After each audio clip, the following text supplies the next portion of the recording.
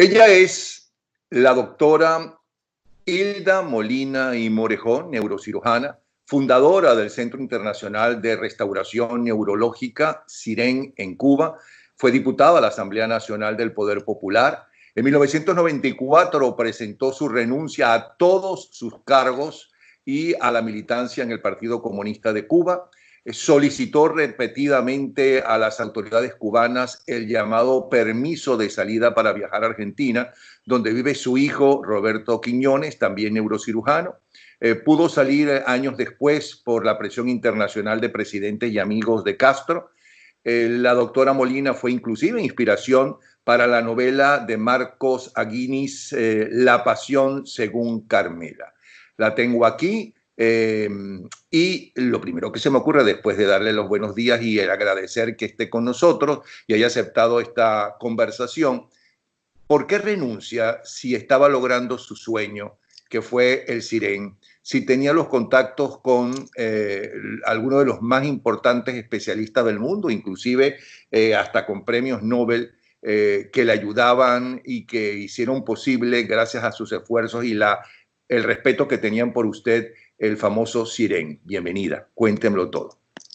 Bueno, me estás diciendo que mi sueño es el CIREN. El CIREN son las siglas que le pone el régimen castrista cuando yo renuncio. Eso se usaba mucho, creo que se usó en los países del bloque comunista europeo, ponerle siglas a todo. El centro se llamaba, no sé ahora qué han hecho con él, sí sé, pero bueno, Centro Internacional de Restauración Neurológica, que es el nombre que deciden los científicos.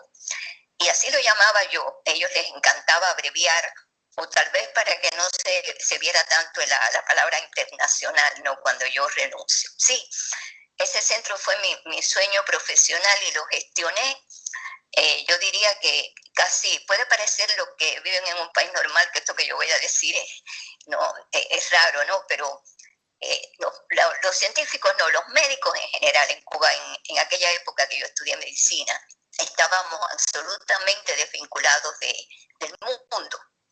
No teníamos ningún nexo porque además estaba prohibido.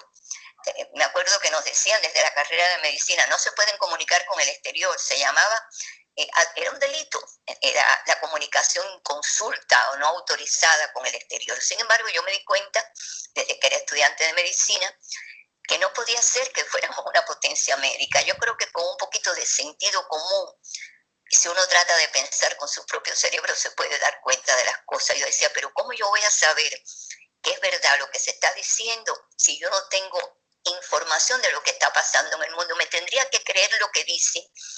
Y es verdad que en aquellas décadas la medicina no estaba mal, los profesores eran buenos, había muchos requerimientos para poder entrar a la carrera de medicina, quedaban todavía muy buenos profesores. Pero me estoy refiriendo a la medicina básica, pero no a la ciencia como se llamaba, una potencia médica y científica. Y ya cuando comienzo a estudiar la neurocirugía, que ya soy médico, comienzo la especialización, me doy cuenta más, digo, no puede ser que se opere así. Me parecían traumáticas las operaciones, muy primitivas, esto sin saber cómo se operaba realmente.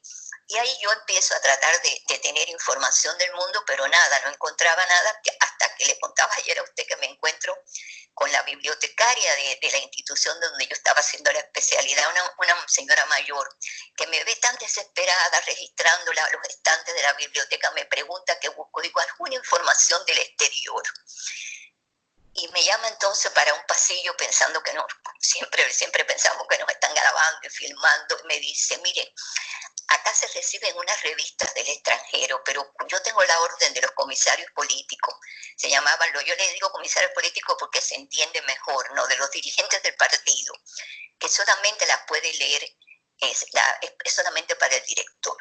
El director era el profesor Rafael Estrada, un neurólogo ya mayor, una persona muy buena. Y yo le digo, pero él no es egoísta. Dice, no, él quisiera que lo leyeran todo, pero no se permite. A él no se lo permite. Y bueno, me presta esa revistica.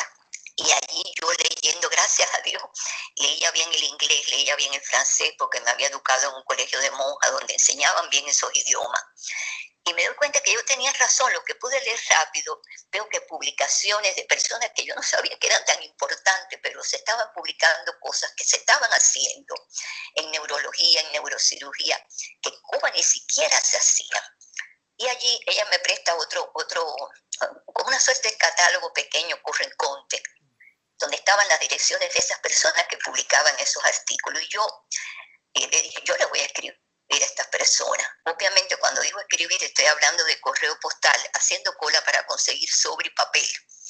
Y me dice, se va a buscar un problema, doctora. No ponga la dirección de su casa, porque si recibe las respuestas en su casa, allí tiene la gente de los comités de defensa de la revolución, o sea, los delatores de la cuadra, que son los primeros que intersectan la correspondencia y a usted la van a acusar de estarse comunicando con el extranjero. Ponga la dirección de aquí, que yo sé qué día viene el cartero, lo voy a esperar en la calle, voy a recibir toda la correspondencia, pero cuando vea la suya, si viene algo del extranjero, yo la guardo en la bolsa y no pasa por el portero. Ahí yo le digo, pero a mí el portero me quiere mucho. Dice, sí, pero él tiene que denunciarla si ve que usted está recibiendo correspondencia del extranjero. Y así estuvimos mucho tiempo.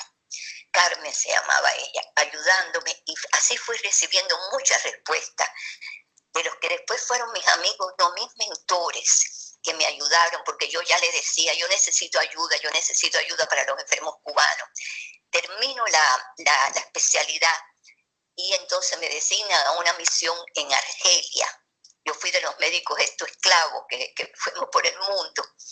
Y tan pronto llegué a Argelia, yo le escribo a ellos, con los que tenía ya más intercambio. Ya yo había recibido folletos, libros, que Carmen lo captaba y me los daba.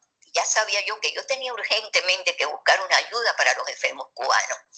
Y le digo, estoy acá en Argelia, acá creo que va a ser más fácil que nos comuniquemos, por favor. Inclusive le pedí que me llamara, hablé con alguno. Todo ese tiempo fue tan fructífero porque el intercambio se fortaleció al extremo de que cuando yo regreso a Cuba de la misión, ya habíamos armado un proyecto de hacer ese centro. Ellos iban a hacer el centro. Y entre las personas que yo recuerdo con más cariño, porque fue fundamental por su calidad científica y humana, fue la profesora Rita Levi Montalcini, que después recibe el Premio Nobel de Medicina en 1986. Cuando yo comienzo los intercambios con ella todavía no tenía el Premio Nobel de Medicina. Entonces, bueno, eso se concretó en que se hizo ese centro, así concretamente, se lo digo, parece una cosa sencilla, pero fue algo monumental y tenía que pasar.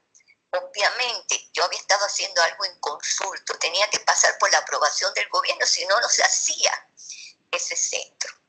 Y bueno, cuando yo regreso ya definitivamente de Argelia, me siento, hablo con el director del instituto, le digo, mire, profesor, he estado haciendo esto todo el tiempo. Me dice, tú no puedes estar bien. Sí, yo estoy bien, pero yo quiero esto para los enfermos. Mire, yo voy a presentar un informe en el Ministerio de Salud diciendo todo lo que he estado haciendo, inclusive con el proyecto que hay de hacer el centro. Yo quiero que cuando yo vaya a presentar el informe usted me acompañe. Dice, yo te voy a acompañar para que no vaya tan indefensa, pero de ahí a lo mejor sales hasta presa. Bueno, hice el informe, él me acompañó, pero los burócratas del Ministerio de Salud, empezando por el ministro, no entendieron nada. Bueno, ¿qué? Un centro, y que con aquella burocracia tonta de las personas que te ocupan cargos que no se merecen ocupar, y engavetaron aquel proyecto, lo engavetaron, no le hicieron ningún caso. Pero como yo seguí escribiéndome ya con un poquito más de libertad cuando regresé a Cuba con los científicos, allí a Fidel Castro le llega, debe ser una información mala, ¿no? Como que hay una joven neurocirujana que trabaja en el instituto y que se está escribiendo con científicos extranjeros, que parece que se trata de un tema de espionaje. Estos señores, o se deforma lo que yo presento en el Ministerio de Salud por la ignorancia de los funcionarios allí, o los propios individuos que intersectan las cartas no entienden nada porque todos los términos que eran científicos, tal vez piensan que me estaba comunicando en clave. El hecho cierto es que 1 o 2 meses después, creo que que sería, ahora no recuerdo bien la fecha, a mí me vienen a buscar un día al instituto donde yo trabajaba, dos señores militares, y me llevan delante que que me iban a llevar ante el comandante. Ahí yo le digo, ¿de qué comandante? ¿Qué comandante? El comandante en jefe. Y ahí me llevan delante de Fidel Castro, que es la foto que anda por internet de siempre, donde él me tiene el brazo por arriba puesto, porque él estaba, en el momento que yo llego frente a él, estaba hablando con gente, siempre había fotógrafo. Y ahí me dice, qué bueno que viniste. Y yo me quedo mirando y digo, pero si yo pensando, no, yo no vine, a mí me acaban de traer. Y ahí me ponen en una oficina, me llevan a una oficina, donde él me hace una suerte de interrogatorio muy, muy, muy largo y en una forma muy... a ver, yo estaba muriéndome de miedo porque yo me imaginé de qué se trataba cuando me dice que le expliquen que yo llevaba tanto tiempo. Y bueno, yo me lleno de fuerza porque si no hablaba claro era mal. Yo realmente, mi preocupación no era por mí, era por mi hijo. Y le digo, ¿usted se refiere a mi intercambio con los científicos? Sí, sí, me refiero a eso y explícame rápido, pero pronto, pero en mala forma. Y yo le digo, bueno, mire, usted me va a disculpar, pero yo he comprobado que estamos atrasados en las ramas de neurocientífica. Y yo creo que los enfermos cubanos no se merecen eso y yo busqué ayuda. Ahí la respuesta es que estamos atrasados. Obviamente que sabía que estábamos atrasados. Le dije, sí, usted me va a disculpar, mire, si usted me deja yo le explico. Entonces siempre yo digo que él era una persona muy inteligente. Lástima que no para el bien en su inteligencia. Y tenía dos opciones, o me mataba o me interrogaba. Y ahí empezó un interrogatorio al cabo de las horas. Él no podía creer que aquella persona que él tenía delante tan indefensa hubiera sido capaz de violar sus leyes y el resultado final hubiera sido que se hubiera conseguido que nos iban a hacer una suerte de un hospital, un centro para los enfermos cubanos. Y para los psicópatas, porque yo después estudié su personalidad, es como un misterio que alguien viole sus órdenes. Y ahí fue cuando me pregunta por primera vez, ¿dónde tú estabas que yo no te conocía?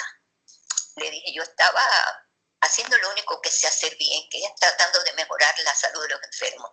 Porque mire, yo soy por encima de todo médico. Y por eso hice esto. Y allí ya estaba contento, porque iba a haber un centro. Ya después le cuento cómo me dice que sí, porque cómo me dice que va a aprobar el centro, porque ¿dónde está el proyecto ese que tú dices? Dije, bueno, el proyecto está en el Ministerio de Salud, no sé por qué usted no lo ha visto, ¿qué fue lo que le dijeron? Ay, me dijeron que tú estabas en contacto raro con los científicos del mundo, ahí fue lo que me dijo eso. Porque usted dice... Bueno, acá no puede ser que se hable así de uno, ¿no? Que lo pongan a uno en una situación que uno no se merece estar, le dije. No, está bien, está bien. Ok, bueno, un momentico, doctora. Usted dice que él es psicópata y que estudió su personalidad. sí, ¿En qué se basa? Porque hay gente que dice también que es un narcisista. Entonces, no, pero así como ahora le digo. ¿En qué me baso? Bueno, el final de toda esta historia es que él me dice, ¿podemos ir a ver la copia del proyecto? Sí, está en el instituto, ya era de madrugada, me llevó en su auto al instituto, leyó el proyecto, dijo que estaba aprobado. Yo le dije varias veces que era internacional, para que supiera que no era de él. Me dijo, ahí es donde me dice, sí, es internacional, perfecto, ya yo sé. Es de los científicos, es tuyo, pero también va a ser mío. Ahí es donde yo le digo, no, ni es de los científicos ni es mío, es de los enfermos cubanos. Y bueno, si usted dice que va a ser de usted, ahí, no, está bien. El centro se comenzó a construir mientras los médicos que fueron seleccionados por concurso para trabajar en ese centro, las enfermeras viajaban a los lugares donde los científicos le daban beca para aprender lo que no se sabía en Cuba. A partir del momento de aquel día, de aquel encuentro con el señor Fidel Castro, nunca más él deja de acercarse a mi persona. Primero durante la construcción del centro, después cuando el centro se inaugura, que lo inaugura él, después porque él decide visitar ese centro con frecuencia. Y ahí es donde yo aprovecho, porque ya yo sabía lo que estaba pasando en Cuba hacía tiempo. Y yo decía, yo tengo que permanecer aquí por esto, por los enfermos cubanos. Y ahí es donde yo digo, voy a estudiarle la personalidad, porque él iba, hablaba, conversaba, me contaba sus planes.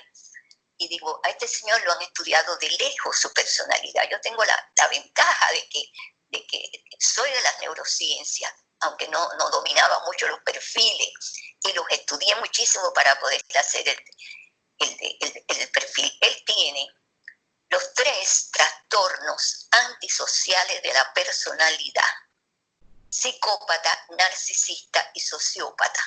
Tiene una personalidad muy patológica, donde se unen estas 3 cosas que le digo. Es un psicópata, digamos, clásico, como mismo se define en los libros.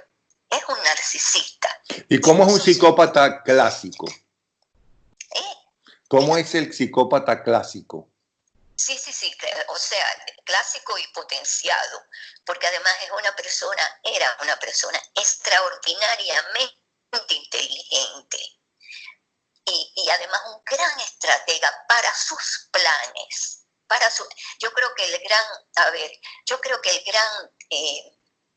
defecto o falla de la política internacional ha sido subvalorar la inteligencia del señor Fidel Castro. A mí muchas personas en Argentina, cuando yo le digo alerta que creó esto, que el Estado Mayor está en Cuba, el socialismo del siglo XXI es una creación de él, hay tentáculos por todos lados, me decían, pero ¿cómo me voy a decir eso?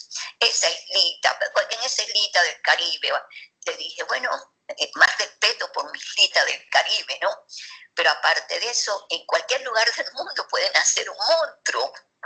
Y nos tocó,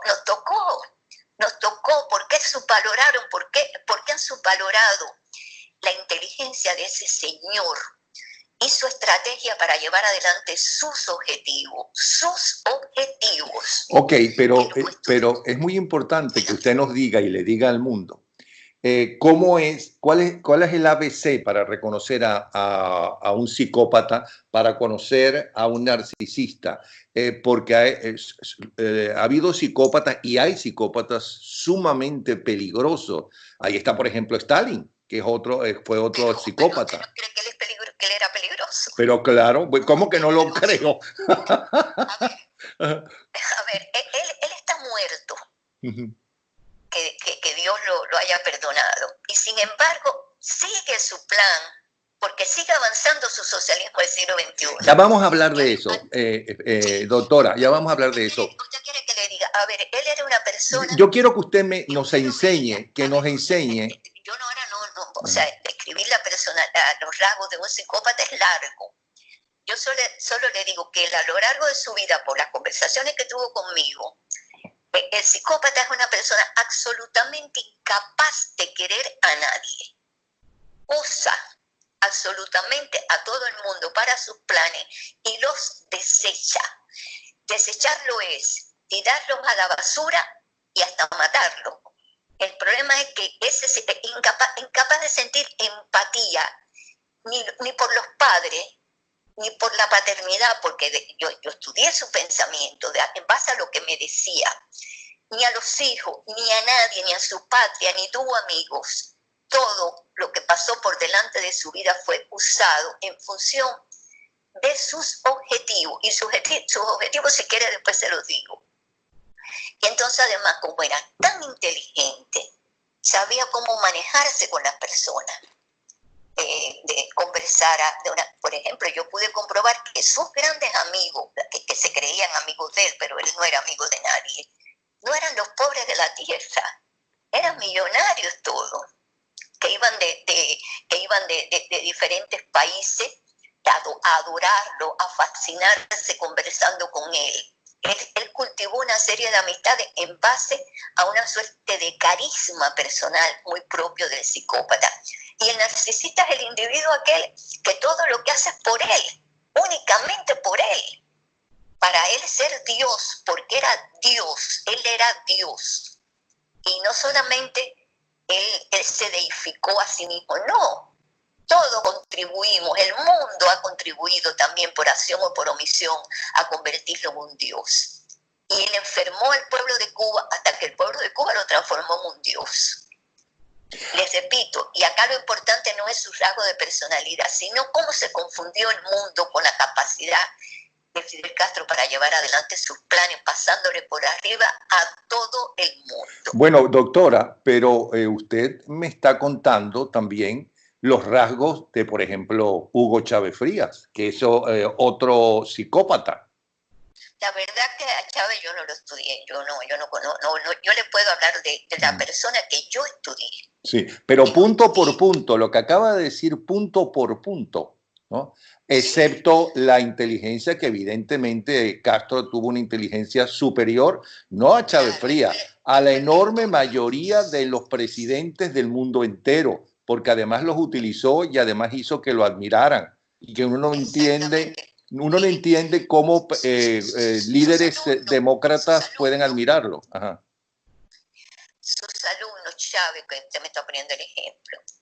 Después, cuando yo lo vi haciendo el armado del socialismo del siglo XXI, yo me di cuenta que sus alumnos todos tienen sus rasgos, los rasgos de Fidel. Son adictos al poder, son delirantes, son mesiánicos, porque además él se lo enseñaba. O sea, no son gente normales.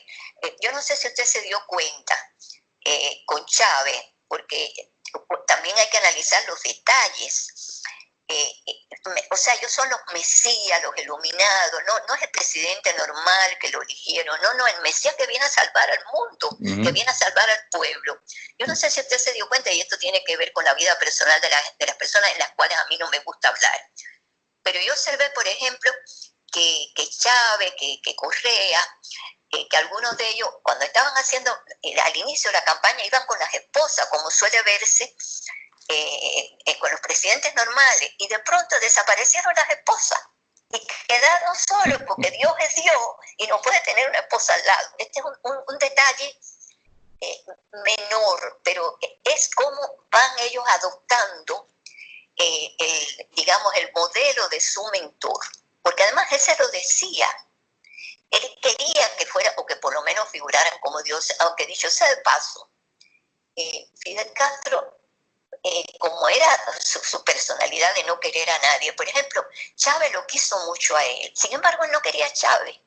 Por detrás de Chávez lo criticaba, la cosa decía payasesca de Chávez. Él era un hipercrítico de todo el mundo. Pero ¿qué decía concretamente? ¿Qué le escuchó? ¿Qué le dijo él en esas largas conversaciones que tenía cuando iba a ver cómo estaba el centro que se estaba primero construyendo y luego que ya empezaba a tener éxito, reconocimiento mundial, el Centro Internacional de Restauración Neurológica? ¿Qué le decía exactamente de Chávez? La verdad que lo menos que hablaba cuando iba al centro era del centro. Iba, se sentaba allí y empezaba a hablar de todo. No. A ver, él, la mayor actividad de visita que tiene en el centro es cuando él está haciendo el armado del socialismo del siglo XXI, y primero del Foro de Sao Paulo. Si le interesa, le puedo decir eso. Porque nos interesa muchísimo, como también nos interesa muchísimo lo que estábamos conversando ayer de cómo le cambia y cómo organiza y cómo se basa en Gramsci para lavarle el cerebro a los cubanos y al resto de América Latina, y cómo eso fue un trabajo muy bien planificado por Castro. Eso es muy importante que se lo diga. Sí, te voy a decir con pocas palabras para que las personas que están escuchando, y por eso es que yo le doy esta entrevista a usted con mis 77 años, porque yo quiero que los que pueden hacer algo, hagan algo por la región, Este es un plan que Fidel tiene desde adolescente. Fíjese, esto es un resumen que yo le hago de todas las cosas que él habló conmigo, cómo yo iba apuntando a la hora que llegaba, a la hora que se iba, su pensamiento, todo lo que me decía. Y aquí yo llego a este armado, y además estudiando su personalidad. Él desde joven el resentimiento es el rasgo que más imperó en su personalidad. Y por eso todos los resentidos del mundo les era fácil seguirlo a él. Él ha manejado el resentimiento mundial de una forma espectacular. Lo mismo de una top model que de un artista de Hollywood, que de un pobre de la tierra. Todos los resentidos lo siguen porque él era monumentalmente resentido. Y desde adolescente, él odiaba a los Estados Unidos, no los odiaba. Él sabía que jamás podía ser el dueño ni el presidente de los Estados Unidos. Y en su mentalidad de adolescente armó la idea de hacer la gran patria latinoamericana una suerte de imperio de él, un imperio antiimperialista. No usaba la palabra cuando hablaba conmigo imperio, pero sí la patria grande latinoamericana antiimperialista. Cuando tuvo la primera oportunidad de ir poniendo en práctica sus planes, y es cuando estaba estudiando Derecho en la universidad, él se afilia a la Red Caribe, que era una red de espionaje que tenía la embajada soviética en Cuba. No porque Fidel, se lo digo con conocimiento, no porque Fidel fuera comunista. Fidel Castro era fidelista, castrista. Él me prestaba libros o llevaba libros al centro para que yo leyera, para que yo me instruyera en la política. Y ahí, con esos libros, yo pude ver el Frankenstein ideológico que él se armó. Fue tomando de aquí, de allá, del otro, todo lo que le pudiera llevar a lograr sus planes. ¿Por qué él entra en esa red de espionaje? Porque él sabía que estábamos en plena Guerra Fría, en este momento, que esos eran los enemigos de los americanos, de los yanquis, como él les decía. Y dijo, bueno, acá me conecto con esta gente que en un momento determinado voy a poder utilizar esta conexión. Y le resultó. Llega al poder por una historia que hay que contarla de nuevo, porque Fidel se aprovecha de la huida de Batista.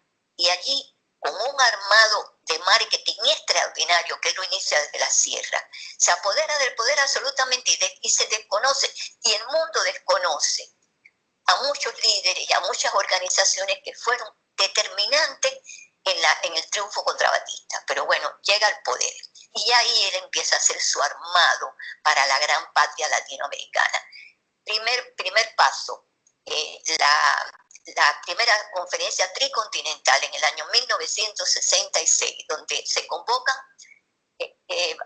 personas perfiles muy raros. Lo mismo había millonarios resentidos, que intelectuales millonarios también resentidos, que representantes de los pueblos originarios, o sea, más de 500 delegados de 80 y tantos países. Y ahí él deja constituida la Organización de Solidaridad de los Pueblos de Asia, África y América Latina, que no era de solidaridad, era espionaje puro dirigido por el Departamento América del Comité Central. O sea, ya en ese momento él deja armado un plan subversivo y de espionaje para toda América Latina. Pero además, esto que ahora le voy a decir, que usted mencionó, esto yo me entero en una de las visitas que él hacía al centro, que me llevaba el libro y yo no leía. Y siempre él hablaba mucho de la revolución silente, de la revolución de las ideas, de la revolución silente. Y yo estaba esperando la oportunidad para preguntar qué cosa era la revolución silente. Y le digo, comandante, ¿qué es la revolución silente? Y me dice, claro, no te lees los libros que yo te traigo. Levanta de la mesita un libro y me dice, ¿no te has leído este libro? Obviamente tampoco le dije, no, la verdad que no me lo he leído, porque yo tengo que leer lo que tiene que ver con la medicina, porque yo tengo que operar me dice, bueno, léetelo para que sepas qué cosa es la revolución silente.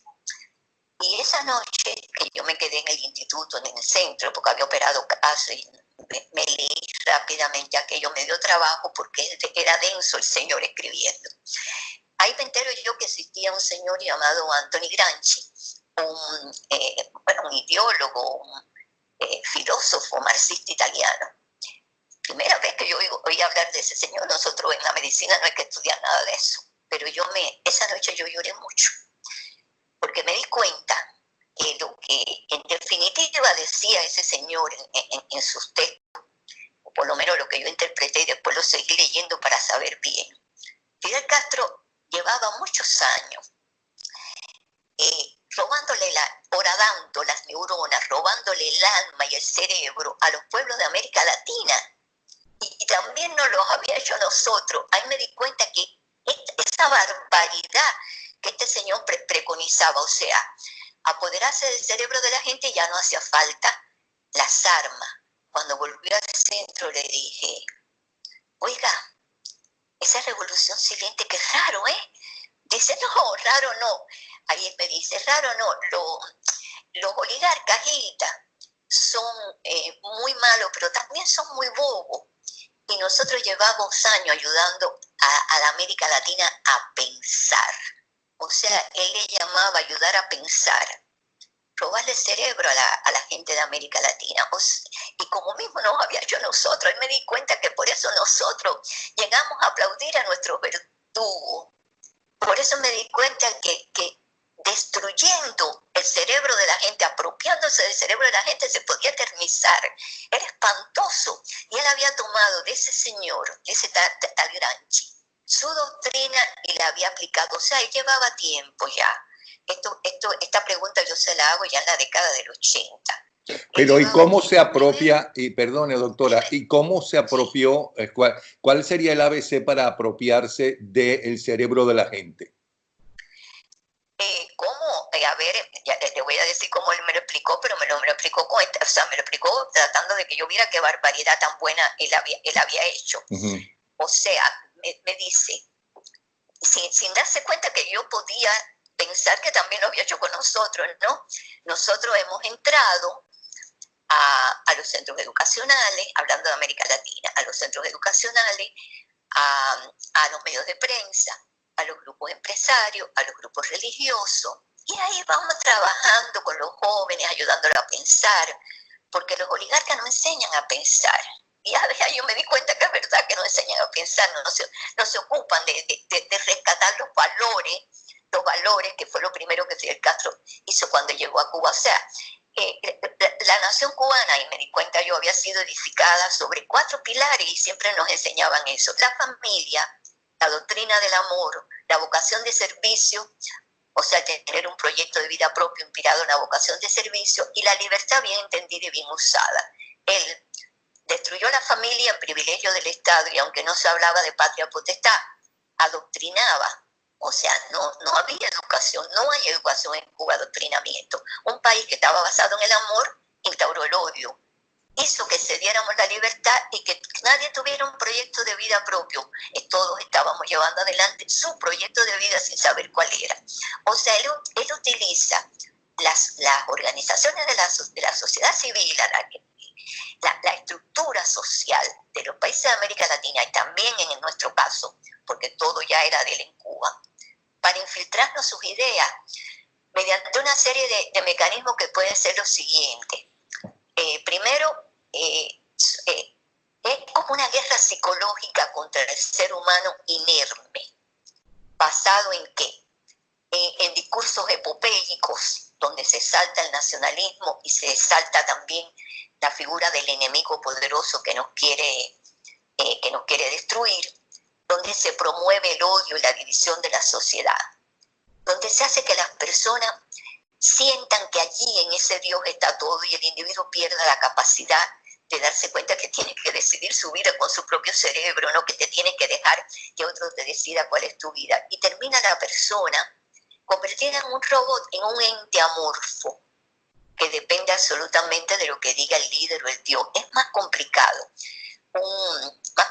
Esto es muy largo. Un muy prestigioso disidente cubano, el ingeniero Dagoberto Valdés, le dio el nombre de daño antropológico, lo que se llevó a producir en el pueblo cubano. Y que también yo acá, viviendo en Argentina hace 10 años, me doy cuenta que todo el resentimiento prima en muchas personas.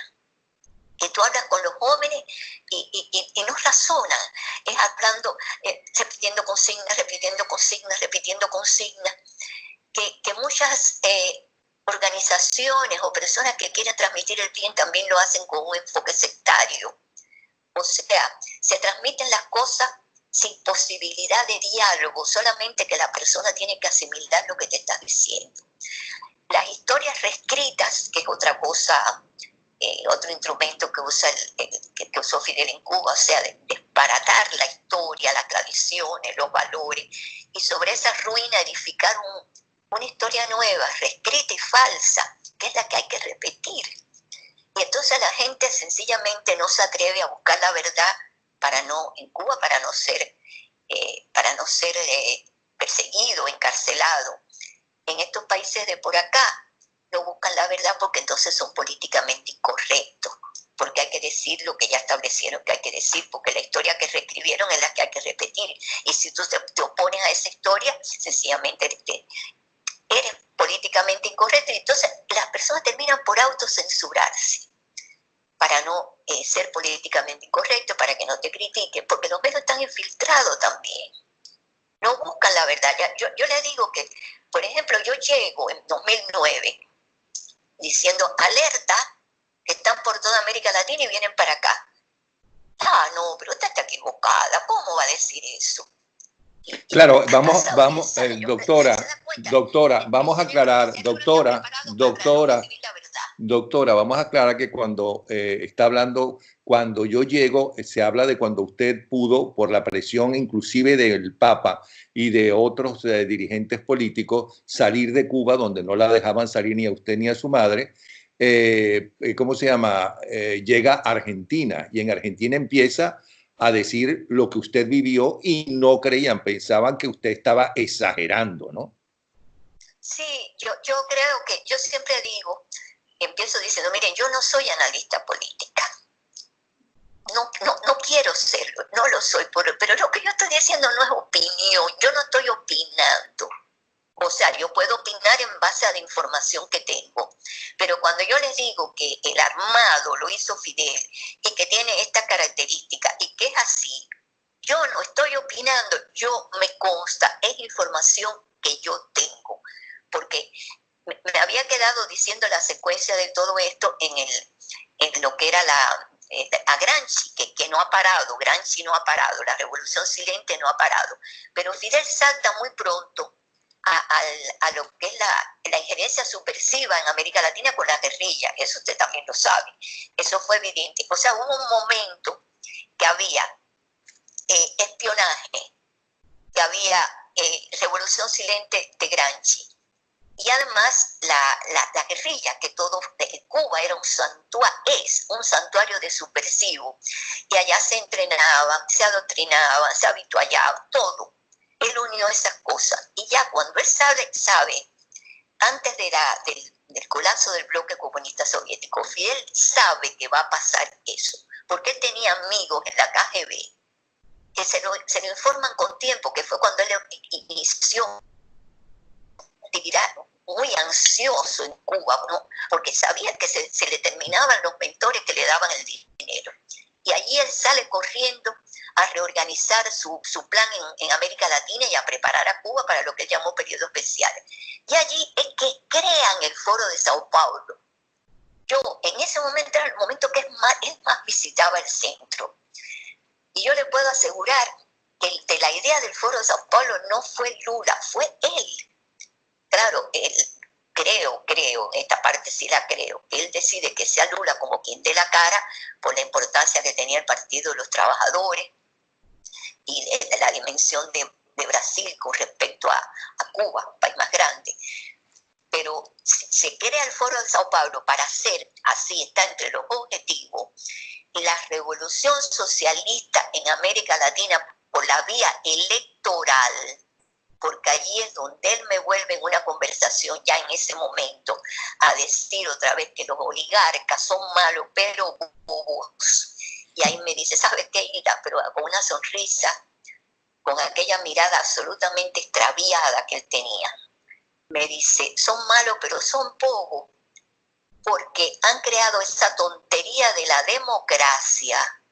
Y ahora, ¿sabes qué? Como en definitiva con la guerrilla los compañeros no han podido llegar al poder. Ya le estaba convencido que las guerrillas no llegaban al poder. Vamos a usar la tontería de la democracia que han inventado los oligarcas para que nuestros compañeros lleguen al poder. Ahí me pregunta, ¿tú crees en la tontería de la democracia?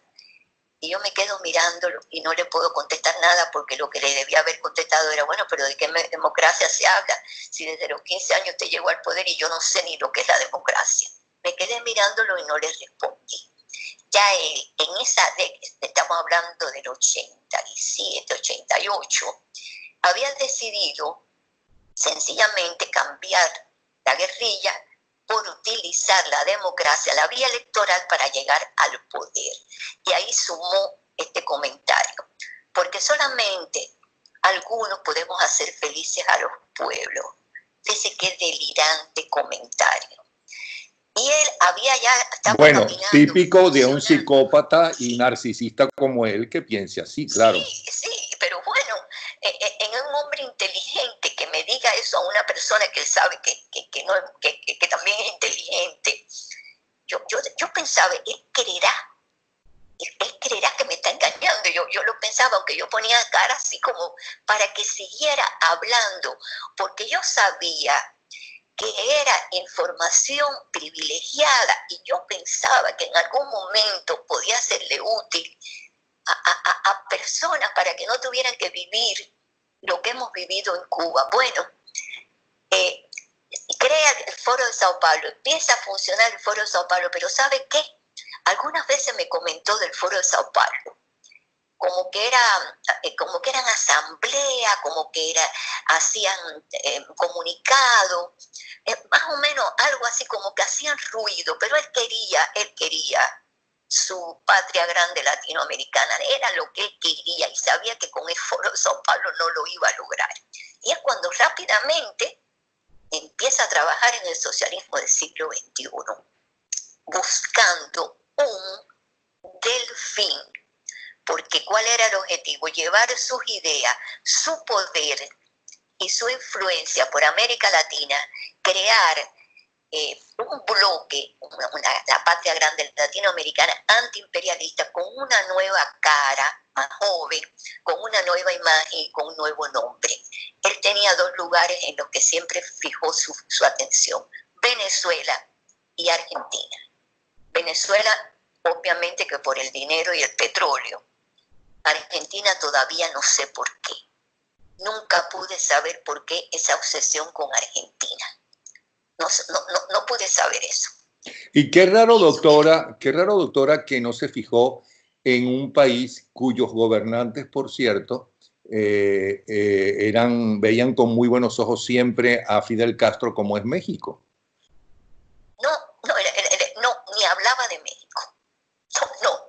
Tal vez tuvo alguna experiencia que no le gustó cuando estaba preparando su invasión con el Granma, no sé, pero no.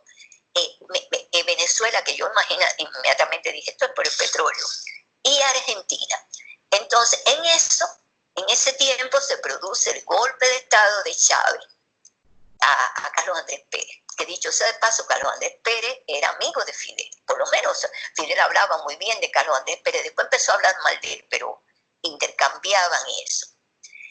Y él le fijó la vista a Chávez. Si lo conocía de antes, yo no lo sé. Sé que inmediatamente le fijó la vista a Chávez. Perdone, doctora, ¿qué decía? ¿Qué decía? La palabra, o sea, le gustaba el carisma que hablaba. Él decía que a veces era payasesco, es la palabra que usó.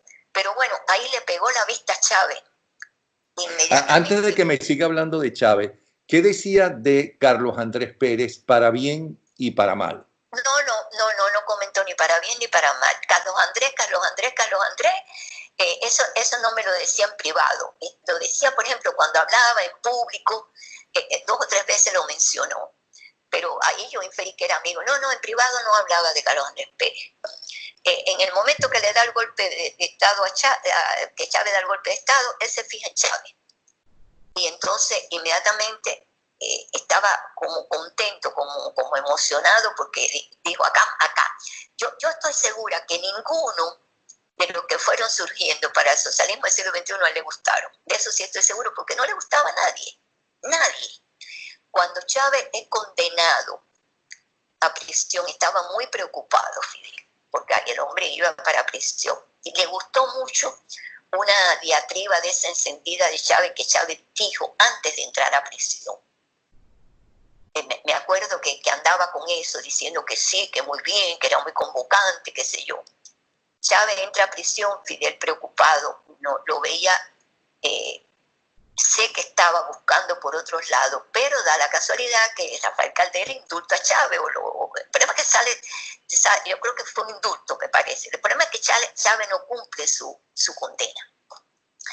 Y entonces, no sé si eso puede interesar, pero lo que Fidel preparó para poder invitar a Chávez a Cuba de una manera disimulada, para que pareciera ocasional, para que pareciera algo que había, o sea, que era raro que se invitara a un individuo que había dado golpe de Estado a un gobierno democrático y que se le recibiera como él quería recibirlo.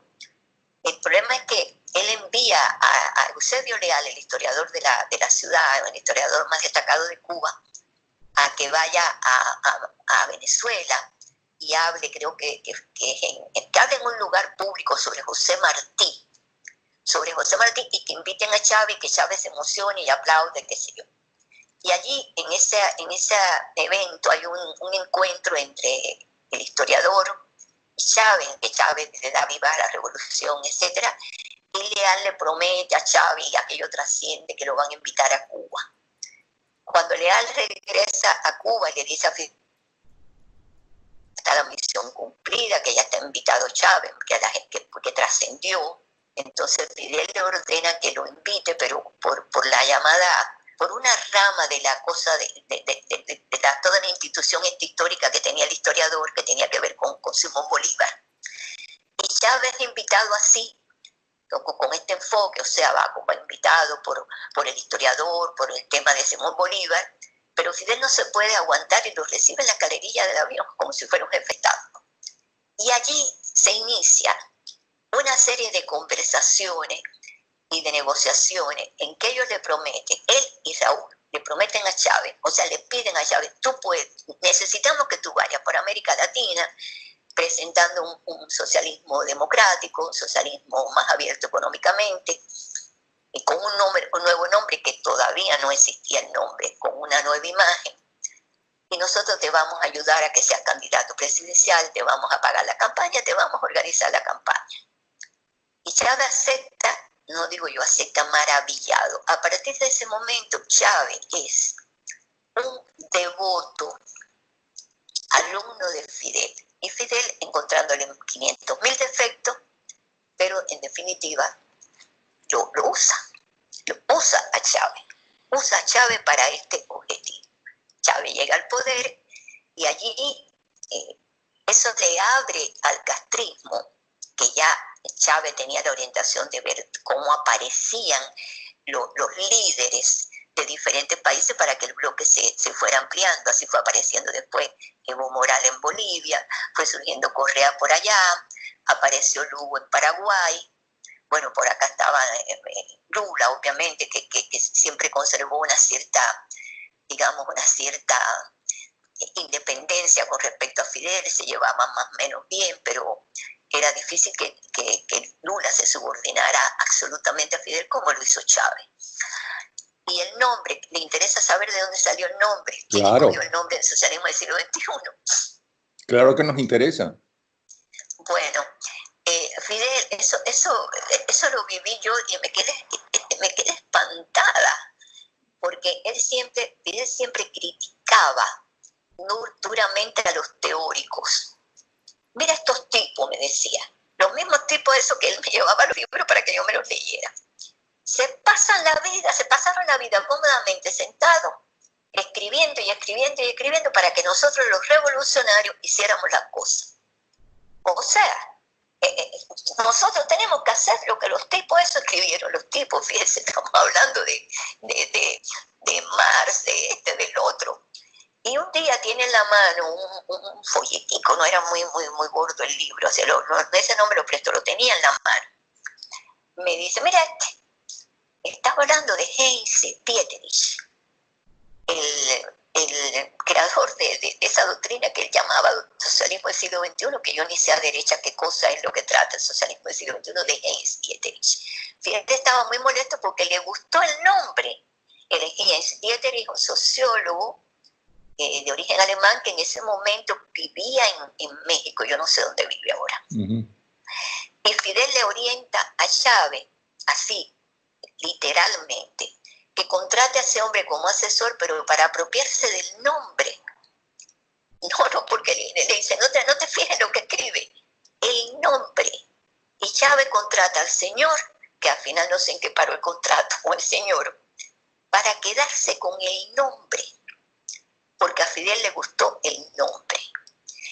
¿Y qué importa el nombre? El problema es la estructura que tiene objetivo, tiene ideología, tiene un plan de gobierno para la política interna y también para la política externa.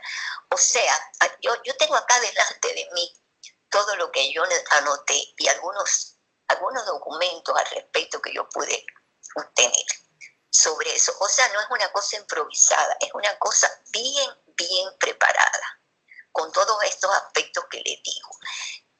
Hacer un bloque monolítico de países de América Latina con todo un programa, no es todo un programa a adaptar en cada país a las características del país y a las características del líder en cuestión que surja en cada país.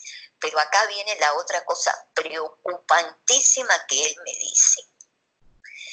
Y no te creas que estamos solos en el mundo. Le digo, no. ¿Tú crees que el mundo puede seguir girando alrededor de los yanquis y alrededor de la Europa esa vetusta que nos quiere colonizar? Y ahí le pregunto yo, ¿y cómo es? ¿Cómo va a ser? No. Mira, Hilda, hace mucho rato que nuestros amigos tienen una alianza, porque no es posible que sea Occidente quien fija al mundo. Y entonces me habla de quiénes son sus amigos. Rusia, China, Irán, Siria y Corea del Norte. Que había una alianza, que hacía rato además que él estaba en esa alianza con Cuba, pero él quería que no fuera Cuba, sino que fuera este bloque, esta patria grande latinoamericana que después se llamó socialismo del siglo XXI, la que se uniera a esa alianza. En el momento que él me habla de eso, estaba la situación de la Unión Soviética, que se iba a colapsar. Y entonces él me dice de una manera muy forrada, pero en definitiva me dice que sí, que la Unión Soviética, bueno, que qué va a pasar con la Unión Soviética, pero que no importa, porque sus amigos, los amigos que él tenía en la Unión Soviética, eran personas ya muy poderosas económicamente, y ese poder económico los iba a ayudar a tener poder político en la nueva Rusia. O sea, los mismos individuos que mataban, reprimían, etcétera, también robaban, eso lo digo yo con mis palabras, les hacía tener un gran poder económico, lo que iba a ser excelente para después de poder adoptar el poder político. ¿Qué ha pasado con el señor Putin? Es eso mismo. O sea que no iba a haber problema con que la nueva Rusia o el nuevo país después de la Unión Soviética también formara parte de esta alianza. Doctora, pero hay unas fechas que no me coinciden. El socialismo del siglo XXI se empieza a hablar de él. Empieza a hablar en el 2005, creo. Sí, a hablar de eso. Sí, pero el socialismo del siglo XXI se empieza a hablar, si mal no recuerdo, a finales de los 90, creo que en el 96. No, yo no sé en cuándo se empieza a hablar. Yo le estoy diciendo cuando Fidel Castro me lo dice a mí que tenía en su mano un documento. Sería sobre el 92 por ahí, 1992 más o menos. ¿Cómo lo sabía, cómo lo tenía? No sé. Pero yo, cuando se empieza a hablar, no sé. Pero cuando él lo tenía, se lo estoy diciendo. Sí. No es mucho después del 93. Sí, ahora entiendo. Ahora, estaba hablando de Putin. Le digo, yo no sigo esas doctrinas ni estaba al tanto de nada. Acuérdese que yo me muevo en el mundo de la medicina. Sí, sí, o sí. sea, yo oí hablar de esos señores por primera vez en mi vida cuando de la boca de Fidel Castro, porque yo no sé nada de eso, absoluta. Es más, no me interesaba eso. Cuando él despotricaba, criticaba todo eso teórico, para mí él lo oía porque le prestaba atención a ver de dónde él sacaba, había armado su Frankenstein ideológico, pero no, yo no sigo eso. Ya le digo, ese no es mi tema. Usted me puede preguntar de neurocirugía, de neurociencia. Yo le estoy diciendo cuando él habla eso conmigo. Sí, ahora, yo lo que estoy es sorprendido, de verdad, porque hablando con un muy reconocido psiquiatra sobre la personalidad de Hugo Chávez, ¿no? Y de los psicópatas en general, es que usted está reflejando la personalidad perfectamente de un psicópata. Se llame Fidel Castro, como Stalin, como Chávez, de un psicópata. Y es impresionante que usted está dando una clase, ¿no?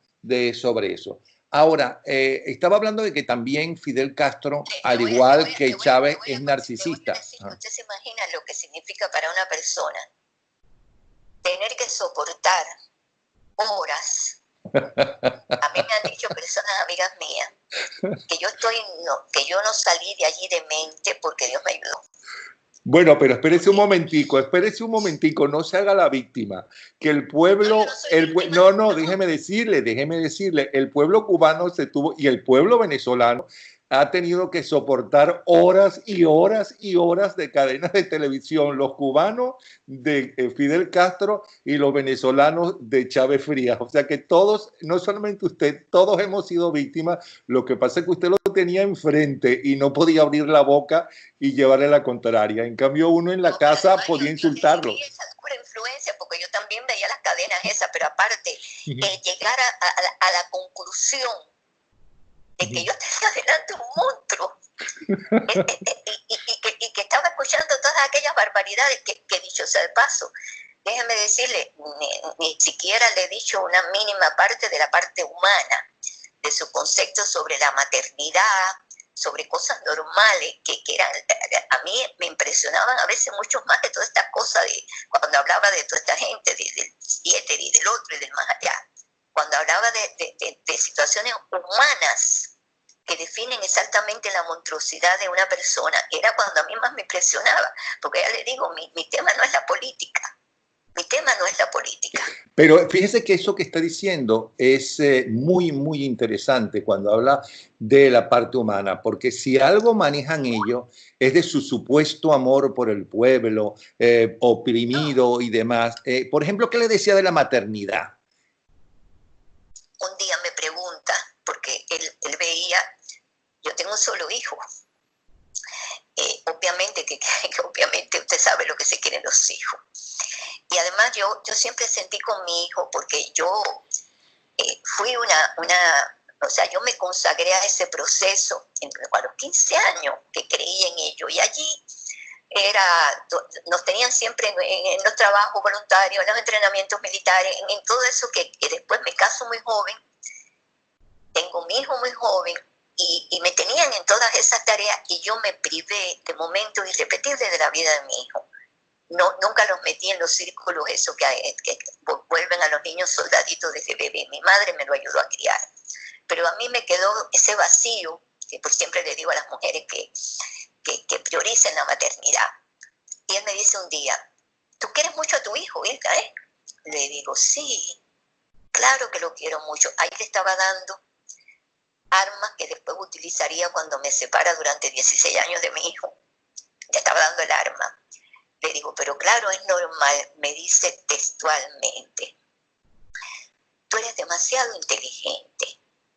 Tienes que ir dejando esa tontería, esa palabra tontería la usaba mucho. Porque tú sabes que somos hijos de la patria. Y a él le digo, no, un momento. Sí, está bien, somos hijos de la patria, pero mire, ese es mi hijo, yo lo tuve acá adentro 9 meses. Es la persona que yo más quiero en la vida. Está bien que tiene que ver con la patria. No. Nada, ya con el tiempo esas boberías hay que dejarlas. Somos hijos de la patria. O sea que importa la paternidad, que importa la maternidad, ¿se da cuenta? Entonces eso para mí era más importante que el librito de papelito de Dietrich en la mano, que aquel hombre me definía que mi hijo era hijo de la patria. Yo salí, yo no dormí esa noche y hacía otras cosas más.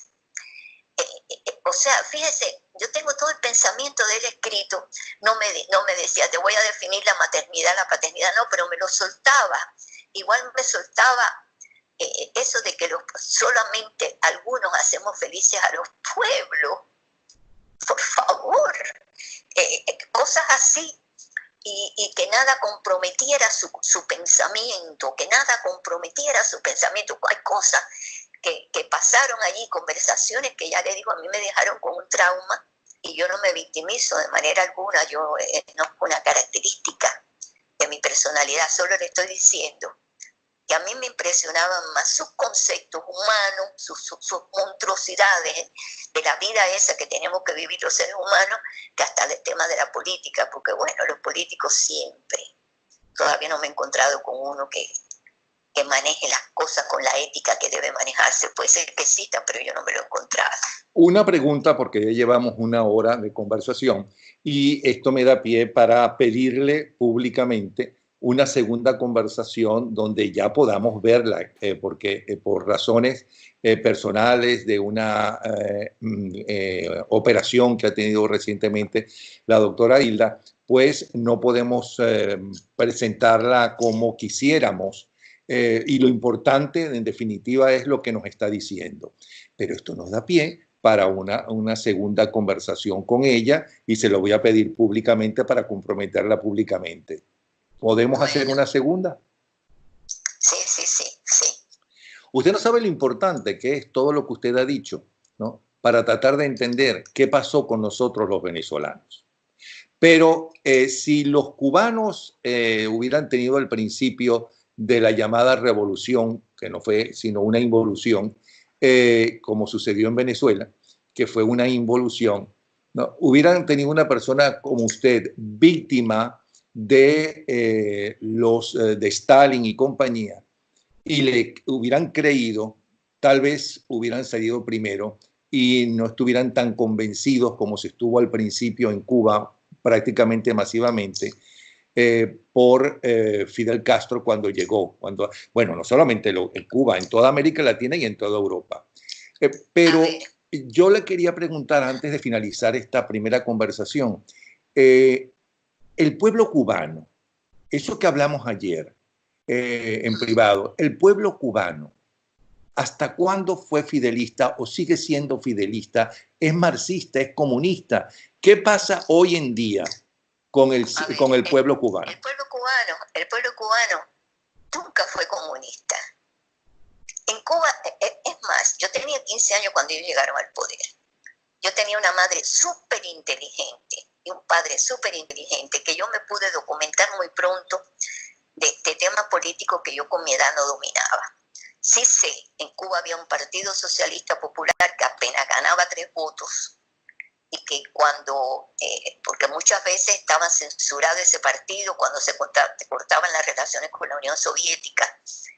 O sea, en Cuba se hablaba de comunismo como algo muy distante, muy lejano, que apenas se hablaba de eso. Yo siempre digo, y no voy a defender a los cubanos, que nosotros no tuvimos antecedente en América Latina, en esta parte de acá, de esto que nos cayó encima, porque era algo muy lejano, muy distante, de lo cual en Cuba no se hablaba. Se hablaba de la cortina de hierro, de algo distante.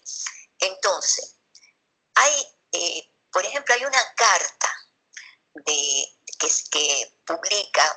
se publica sobre Miguel Ángel Quevedo, el dueño de Bohemia, que publica, deja la carta antes de suicidarse. De suicidarse, yo lo conocí.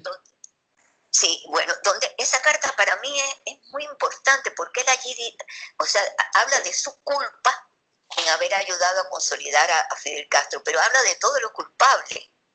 O sea, Fidel Castro arma un marketing en la sierra con el Heber Matthew. Hay que ver cómo Fidel se reía después, de cómo él preparó a los rebeldes que tenían la era mucho para que fueran pasando delante de este periodista para que dijera que la sierra estaba absolutamente dominada por la guerrilla. Fidel Castro se publicitó desde la Sierra Maestra como un dios, pero el mundo entero lo apoyó. En Cuba, la Iglesia Católica, que después rápidamente saca a la iglesia de allí, mi madre, que no fue ni un solo día castrista, que era una diseñadora de moda y una modista de alta costura, pero que se dio cuenta enseguida el primer día que no servían porque hablaban con odio, discutió con obispos, discutió con sacerdotes que decían que eran jóvenes, apasionados, jóvenes con soñadores. Mi mamá decía, no, están hablando con odio, por favor, mírenle la cara a ese hombre. Lo defendió. Sí, pero por otro lado, Castro iba con una crucifijo y se decía llamar católico y amante del pueblo. La revolución era verde olivo, como las palmas y no roja. Cuando algunas personas empezaron a decir, yo le digo a usted, y yo siempre he dicho, me he autocriticado, yo no le violé los derechos a nadie, yo no fusilé a nadie, yo me dediqué a la medicina. Sin embargo, 35 años estuve dentro de ello. Una parte ya grande del tiempo sin creer en ello, pensando en la medicina, en los enfermos. Pero la gente, hay un problema en muchos cubanos que nunca se hicieron una autocrítica. Y por acción o por omisión, gran parte de los cubanos hemos sido culpables de lo que está pasando en Cuba, pero el mundo también.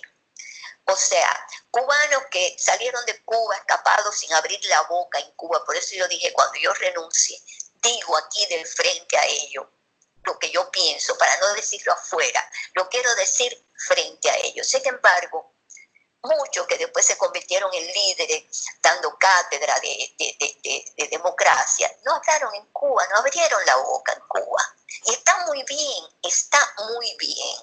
Lo que pasa, lo que no es justo es entonces que unos cubanos critiquen a otros porque yo estuviste tantos años y yo no estuve tantos años, pero tú a lo mejor no hablaste en Cuba, te fuiste y hablaste afuera, que está bien que se hable afuera, porque esto lo importante es que se hable, que se diga.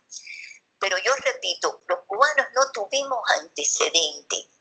Y además de eso, en el mismo año 1959 empezó él ya a robarle el alma, el cerebro, la capacidad de pensar, la autoestima, la personalidad a los cubanos. Es una sociedad enferma, con daño antropológico. Y varias generaciones han crecido así en esa enfermedad. Y muy pronto le puedo decir, muy pronto, yo creo que ya nadie, excepto algunos que están muy beneficiados por ese régimen, esa élite de generales, porque allá hay una dictadura militar, excepto ese grupito que lo que defienden son sus privilegios y no tiene nada que ver con ideología. El resto hace rato ya que no es ni fidelista ni nada, porque lamentablemente el tejido cubano, el tejido social cubano está tan dañado que hay una parte muy importante de la sociedad que no tiene identificación con la política. O sea, que no está de acuerdo con ellos porque no pueden pasear, porque no pueden viajar, porque no tienen lo que tienen los turistas. E interpretan la libertad como vivir en un país donde puedan tener un buen auto, donde puedan ganar dinero. O sea, se le ha robado a ese pueblo cubano patriótico, al pueblo cubano de antes, la capacidad de tener una orientación política en su vida, de tener un proyecto de vida, de tener esperanza. Y eso es parte de la absoluta erradicación de los valores del pueblo de Cuba. No son fidelistas, pero tampoco son nada en el orden, digamos, de la libertad. Quieren un tipo de libertad más bien económica, más bien usar las redes. Esto es una parte. Si hay un sector disidente de jóvenes y de no tan jóvenes que siguen luchando, pero está siempre, ha estado muy contaminada, muy infiltrada siempre la disidencia. Sí, bueno, perdone que la interrumpa, tengo 10% de la batería porque esta fue una conversación muy complicada por un lado para grabar, pero como nos prometió una segunda conversación, antes de que se me acabe la batería y entonces no pueda ni siquiera despedirme de usted, quiero agradecerle de verdad, doctora Hilda Molina, todo lo que nos ha dicho, y queda buena parte de su historia y buena parte de cómo logra salir, ¿sí? Queda todo el socialismo del siglo XXI, su proyecto interno, su proyecto externo, sus redes. Los venezolanos, para allá lo último que voy a decir, sí tenían un antecedente, que era lo que estaba pasando en Cuba. No lo tenían allá en Europa, tenían acá cerquita. Lo que pasa es que los han enfermado también. Han enfermado a toda América Latina, no le quepa la menor duda. Por eso es que hay que hacer un llamado de alerta. Y yo no quiero que me quieran, ¿sabe? No sé que hay mucha gente que no me quiere. Yo lo que quiero es que no tengan otros que vivir lo que nosotros hemos vivido, seguimos viviendo, y lo que están viviendo ustedes los venezolanos. Bueno, pues un abrazo y la semana próxima la llamo. Hasta luego, ¿sí? Bueno, un abrazo. Bueno. Gracias. Hasta luego. Gracias.